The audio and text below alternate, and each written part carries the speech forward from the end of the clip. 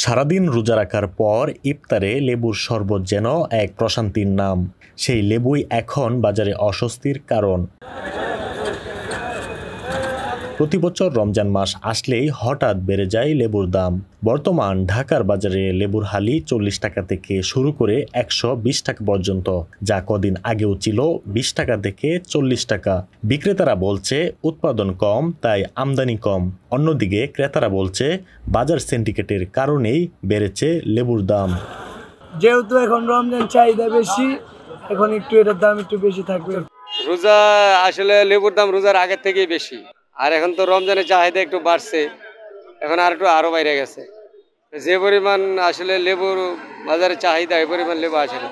এখন তাদেরকে জিগাইলে বলে যে লেবু আছে, কিন্তু লেবু এখনো হয়েছে না, রস হয়েছে না বাগানে, এই জন্য পারতেছে না। কারণ আমরা যদি জবরদস্তি বলি যে এটা রেট বেশি তাহলে আমরা এটা আইনা দেবো কোথেকে? কথাটা বুঝছেন? মানে এই জিনিসটা তো আমরা আইনা দিতে পারবো না। আপনার গাছে ফলন আছে 10টা, আমরা খাওয়ানো হয়েছি 100 জন, আপনি 10 পিস না দিতে পারবেন, 100 পিস দিতে পারবেন না। বাজারে মাল কম, রেট বেশি, এটা তো আর আমরা বলতে পারবো না। 10 টাকা 15 টাকা করে দিচ্ছে, আর এখন হচ্ছে মনে করেন অবস্থা, আর এখন মনে করেন তারা এই লেবুর দাম বাড়াইতেছে, কিছু করার নেই তো ভাই। বাজারের সেরা লেবু বিক্রি করছি আজকে আমরা একবারে ভিআইপি লেবু 120 টাকা আলি, সর্বনিম্ন বেচছি ছোট লেবু 60 টাকা আলি। এখন বড় লেবু বিক্রি করতে আসছি 80 টাকা আলি, কিনা দামে বেচতে আসছি।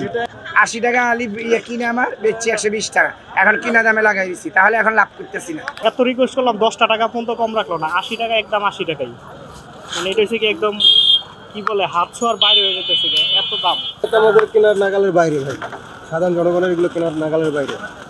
আর 70 টাকা দিয়ে যদি একজন মানুষ লেবু কিনতে হয়, তাহলে মানুষ অন্য জিনিস কি দিয়ে কিনবে? আগে লেবু মনে করেন মানুষে 30 টাকা 35 টাকা হালি নিত, এখন বর্তমানে 100 টাকা 80 টাকা 150 টাকা। এটা কেমন ধরনের? এটা হচ্ছে একটা সিন্ডিকেট। যে লেবু শরবতটা খালি একটু তৃপ্তিটা মিটে, ওই তৃপ্তিটা মিটার জন্য আমরা আসলে লেবুটা সংগ্রহ করতে চাই।